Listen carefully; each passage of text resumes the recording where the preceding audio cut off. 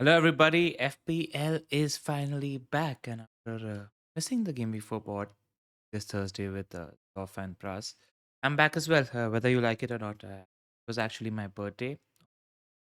Took the day off. Been working a lot as well, so it was nice to take it off. Thank you to everybody that has wished me a lot of messages on Twitter. Well, I appreciate the wishes, especially our Discorders as well. I appreciate the wishes. Thank you. Right, so Game Week 4 is here. Football is finally here. I've been missing it, not lying. I'm looking forward to the football today, whether it's going to be good, whether it's going to be. I think it's going to be good. Let's be positive. Just jinx myself, haven't I?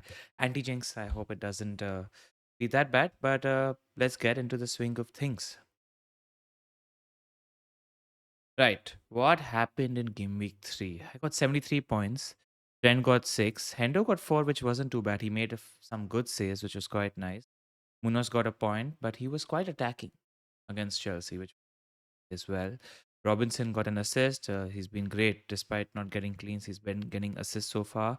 Saka got 6 points. I think he was a bit unlucky. Zoff already did the stats. And you know, Saka had great underlying numbers and they were dominating Brighton until Rice did what he did, which is why he got a red card. And then it was a game of 10v11 when Brighton got into the game. Even then, I thought Arsenal did really well. Gordon got 2 points, Isak got 9. That said, Gordon is somebody I'm hopeful about because I feel like he came late to the Newcastle United camp. He was just catching up on fitness. I think there might be an uptick in form now because of two prime reasons. A, Newcastle are one of the teams that don't have Europe, so I like their chances for game week 4 and 5 because I think now not having midweek games for teams like Newcastle is going.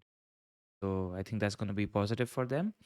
And yeah, Jota got 3. It was painful to watch the game without Salah and with Diogo Jota because Salah did so well. And you had the Liverpool striker, but Salah's racking up all the points, and I was so close to getting Salah in game week 1. The only reason I didn't get him was because Dom Solanke showed up, which is why I upgraded Muniz to Solanke, which is why I had to downgrade Salah to Saka. That said, the difference in the first 3 game weeks has actually just been 15 points, so it's not too much. You brush this aside, and FPL, like life, is about consolidating your current position. It's been done is done. You only can move forward. So yeah, gotta think about moving forward. I'm enjoying how I'm playing the game. I feel like I'm in a nice place. Uh, the pod that Pras did with Trout, which was an analytics pod, really opened up my mind. I think you guys need to check it out. I also did a very macro how we see this playing out pod with Alon from FML FPL, and we focused on what we did is we thought about macro and how we see the game playing out, and we sort of juxtapose that with Game Week 6 wildcard decisions. So if you're somebody that's on a Game Week 6 wildcard, I think that video is going to help as well. So check it out. I think both of them are great pieces of content that aren't necessarily relevant for this week alone. So if you get the time, do check it out. All right, what happened? Rogers again squared a pass to Ollie for a sitter who missed. That said, I'm expecting Ollie to get fitter now and be better now.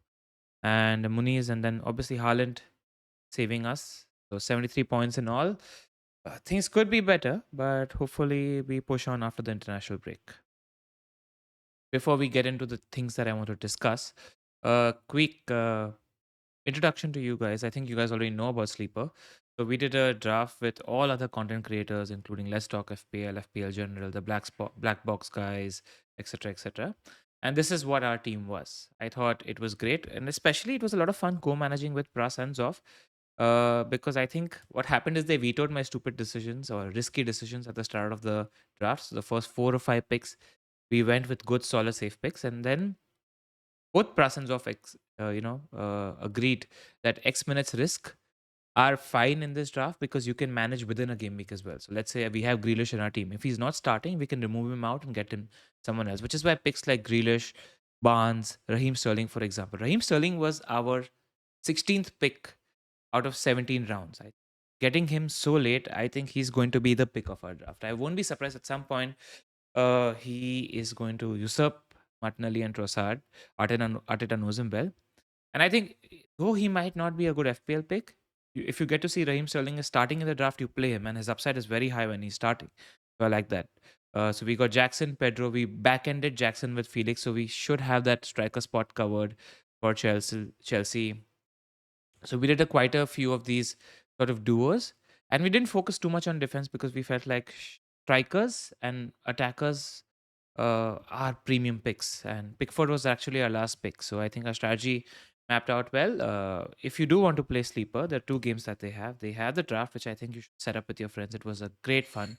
It's great banter, and exclusively owning players is great. The sort of interface that Sleeper has is really, really good as well. So I recommend you download the app in the link that you see here and play the draft. And if not, play the PickEm game where you get to pick the results of every game in a game week. And the top three pickers in our Discord, in our Patreon league, get to win 3 kits. We already shipped out the kits this month, so I'm excited for that as well.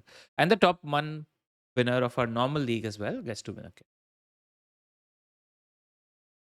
Right. Now, let's talk a little bit about what has happened so far between Game Week 1 to 3. Some important decisions that might be the case for wildcarders as well. So I thought I'd help out some Game Week 4 wildcarders. And I'm thinking of planning my Game Week 6 wildcard as well. So, what is in my mind when I'm thinking about current things and what I want to scout for the next 2 weeks? Then we'll get on to the Game Week 4 decision. Right. Now, what's happened so far is bonus trends is an important point to talk about. So far, goalkeepers last year had 11 goalkeepers only got bonus last year, and the total bonus points was 23 points. This year, only 5 goalkeepers got bonus, and the total bonus point 10 points. And all the bonus points that goalkeepers are getting is out of clean sheets. No bonus points have been coming from no clean sheets, but we haven't had penalty saves to be fair. But it's just something to note whether, yes, we do think that goalkeepers and defenders, if you see defenders went down from 51 bonus points to 33 bonus points, are going down in bonus. So while goalkeepers and defenders have gotten weaker, I feel like the gap between the premium goalkeepers, defenders, and the not so premium goalkeepers and defenders has widened because your chance to get bonus points is sort of increased due to clean sheets. Which is why, for the first time in my life, when I'm wildcarding in Game 6, I'm genuinely thinking about a premium goalkeeper, especially Raya. So I'm thinking about whether I need to spend that 1 million extra for Raya and have him for 15, 20 weeks, or will I be better off having the flexibility in attack and having a million extra to spend and going for a Flecken or an Ariola on my wild card. So that's a decision I'm thinking about. What are your thoughts? Let me know in the comments below because I'm genuinely debating this. So is the gap of points that, let's say 25 points that Raya is going to get above the goalkeeper going to be worth the extra million spent on the pitch, especially when we're looking to switch big hitters, we're looking to switch good attacking players, and we have a flurry of good attacking players. What's that value going to be like? It's something I'm debating.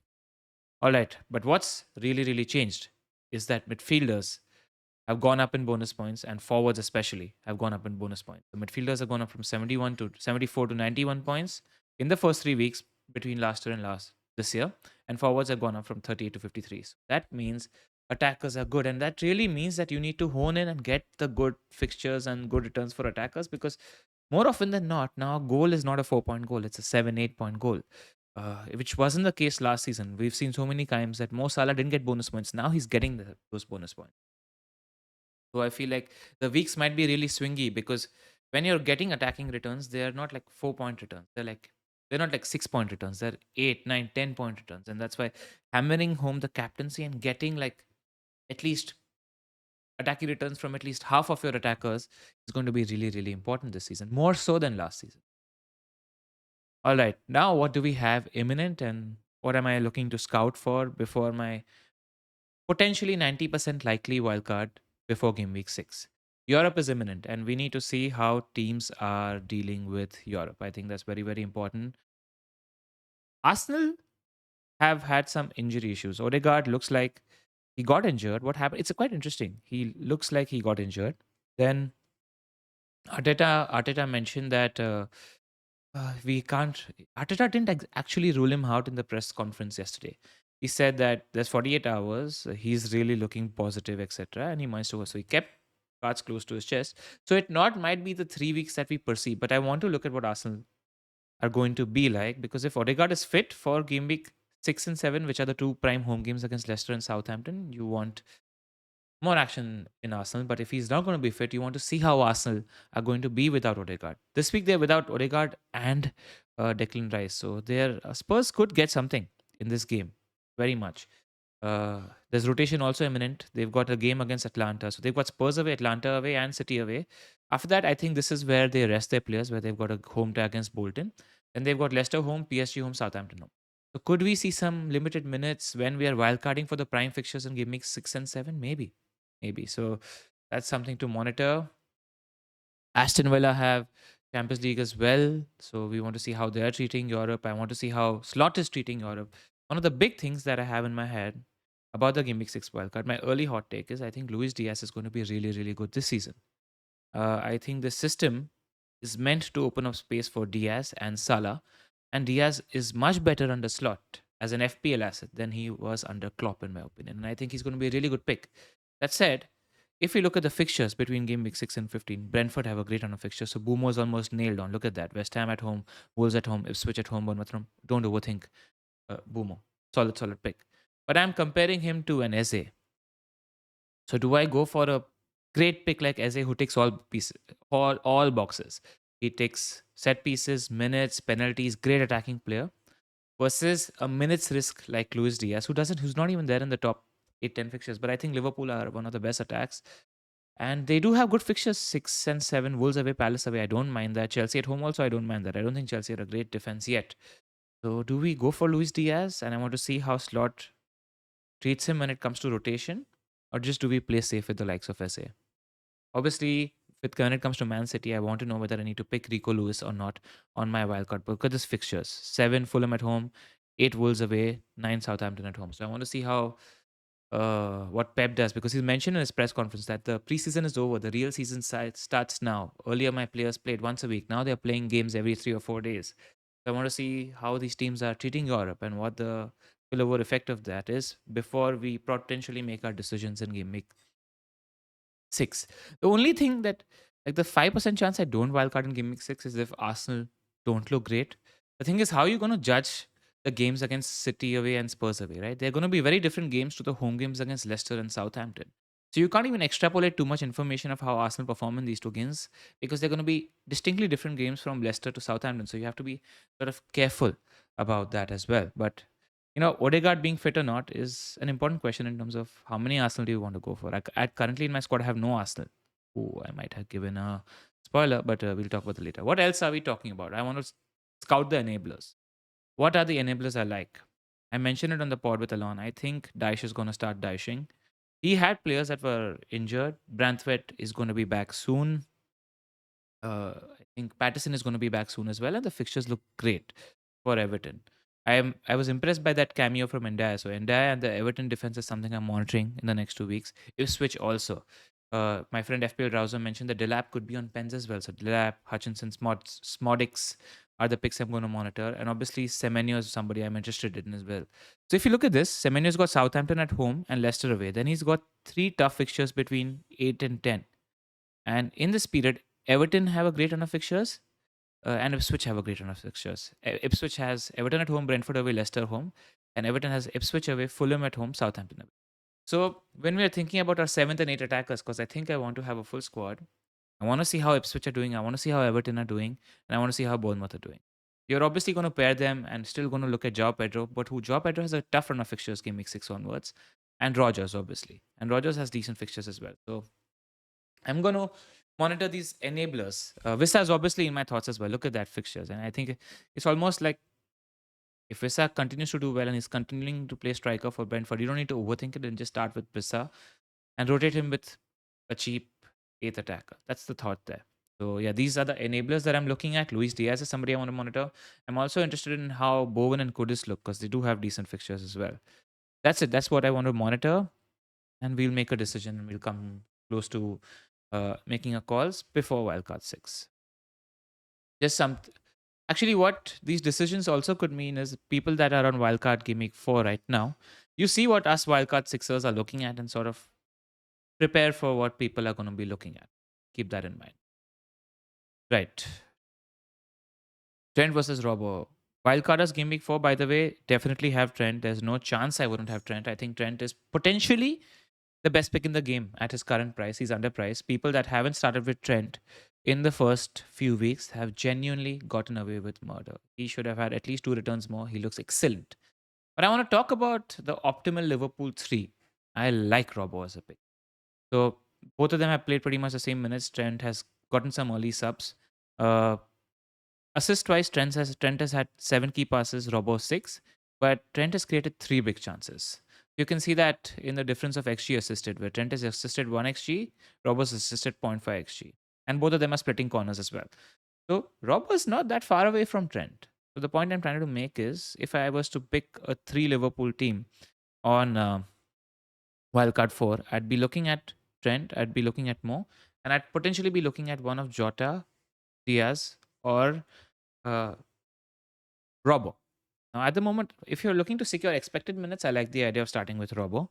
And then you can nicely switch Robbo to an Arsenal defender in Game Week 6 when Arsenal have Leicester at home, Southampton at home, Bournemouth away. So that's like a nice dovetail if you feel like it. Or you could play Diaz. But the thing with Diaz is, do we see rotation? Because he came late from international break as well. That's the question. Look at the shot map here between Trent and Robbo. So Trent has been taking some shots away from far, but worth noting against United, he scored from here. And only because Mo Salah touched the ball, or somebody touched the ball, which was why it was offside. But that was a goal. So Trent is getting into great positions as well. Robbo had 2 shots from close to the box as well. So this is worth noting. I like both his picks. Robbo is going to be an option this year. One decision that I probably have next week is the value of a 1-week punt versus not making any punts and saving that transfer. The only 2 pictures that I like, actually 3 that I like from a 1-week punt point of view. Obviously, Aston Villa versus Wolves is huge. I don't have Ollie Watkins at the moment. Do we punt on Ollie Watkins, and is he capable of 2 or 3 returns in a single game against Wolves? Yes. But the thing is, I have Fulham, I have Muniz, and I have Isak as my other strikers. And to get to Watkins, I probably need to do Isak to Watkins. I can't even afford him then. So I think that 1-week punt is away. But yeah, that's the 1-week punt question. Solanke is a 1-week punt option, and then Fulham and Newcastle play each other. Do we take a 1-week punt, or do we just save our transfer and have it as a potential ammo post wildcard? I don't know. I need to think this off. Hopefully, maybe this is just a much ado about nothing, because injuries will dictate our transfers anyway. Right. Let's talk about team selection. So as I mentioned, I already did Saka to Salah before Salah price rose in I think 12 or 13 days ago. The main reason for this is because of Gameweek 5. City and Arsenal play each other, which is why, in my opinion, the clear captaincy option is Salah against Bournemouth at home. There's nobody else. I mean, Watkins, if you have, is a punty captaincy option at home as well.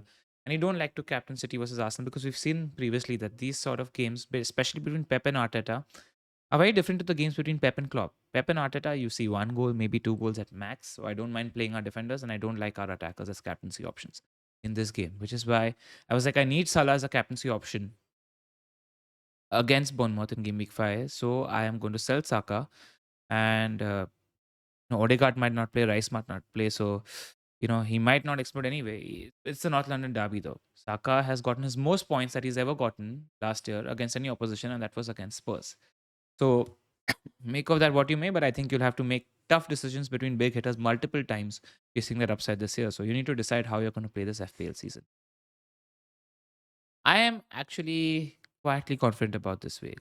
Munoz is playing Leicester at home. He's been my differential. He hasn't come through in the first 3 weeks, but I'm hoping that this home game against Leicester, he does something well as well. Okay, I forgot to change the captaincy and vice captaincy. My captaincy at the moment is Erling Haaland. My vice captain Salah. But I'd say I'm about 65-35, because there is some talk about, Erling Haaland's mentor, his dad's best friend passed away. He was very close to him, etc. as well. But knowing the kind of guy Haaland is, and he did train on Thursday, I feel like this is leading to him scoring a hat trick and paying a tribute looking at the skies. That said, I haven't thought about it enough. If the doubt increases, and Brentford do set up well against a deep block. Brentford do know how to set up a good deep block. That said, they don't have their defenders fit yet. I could shift my captaincy to Mo Salah. At the moment, I'm 65-35, so we'll see about that.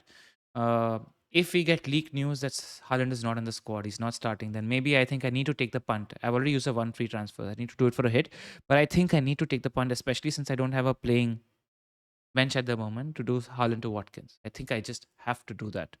If it feels like Haaland is not going to start, if we get confirmed leak news that he's not going to start, which I think is unlikely. I think Haaland starts and I think he's going to play well. I think he's going to do well and I think he's going to score a couple of goals. So my captain's Haaland, my vice captain's Salah. Got a good bunch of home games. Full home slot in defense, which is looking nice. I've got Rogers against Everton at home. He did his best work at home as well, so I'm hopeful there. I don't mind the fixtures for Gordon and Isak because I think Wolves being at home will try to go for it a little, which will open up space on the transition on the counter for Gordon and Isak. I'm hoping Jota starts. And I don't have Eze and Pedro, and they are two players that I'm scared of that could do a lot of damage to my rank this week. So that's something I'm monitoring. We'll see what happens. Yeah, that's me this week. I hope you enjoyed this video. Good luck to the Wildcarders. My tip is make sure you don't compromise on Trent. Start with 3 Liverpool. Get the points on board. And don't worry too much about planning. I think it's a competitive environment, and whatever points we can get immediately, it's worth its weight in gold. Would I Rico Lewis or not on wildcard? I think I would, but if I am Rico Lewising, I would have 4 nailed on defenders along with Rico. What other wildcard dilemmas are there? I'd probably start with Boomo on my wildcard. One of Boomo or Eze as my glue guys, I would definitely start with. I think Eze is probably better to start off with, but you need Boomo in Gameweek 6. And yeah, that's that. Good luck to all of you. I hope your arrows are clean. There's a mistake on there. This is supposed to be Game Week 4 team selection. And see you next week. Take care, guys. Bye bye.